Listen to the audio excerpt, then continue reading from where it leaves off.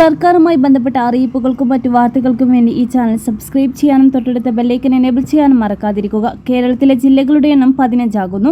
തെക്കൻ കേരളത്തിൽ പുതിയ ജില്ല വേണമെന്ന ആവശ്യത്തോടെ സർക്കാർ അനുകൂല നിലപാട് സ്വീകരിച്ചതായി റിപ്പോർട്ട്.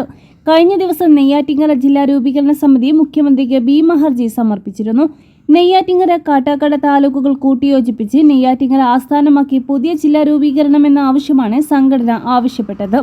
ഇതിന്റെ ഭാഗമായി ജനങ്ങളിൽ നിന്ന് സ്വരൂപിച്ച 1.5 ലക്ഷം ഒപ്പുകളടങ്ങിയ ഭീമ ഹർജിയും സമിതി ചെയർമാൻ ജി ബാലകൃഷ്ണപിള്ള മുഖ്യമന്ത്രിക്ക് കൈമാറി. സംസ്ഥാനത്ത് വയനാടിനേക്കാളും ഏറ്റവും കുറഞ്ഞ പ്രതിശീർഷ വരുമാനമുള്ള ജനങ്ങൾ അധിവസിക്കുന്ന പ്രദേശമാണിത്. അവിടെ മാറ്റമുണ്ടാക്കാൻ ജില്ലാ രൂപീകരണം കൊണ്ട് സാധ്യമാകുകയുള്ളൂ എന്നാണ് ഹർജിക്കാർ പറയുന്നത്.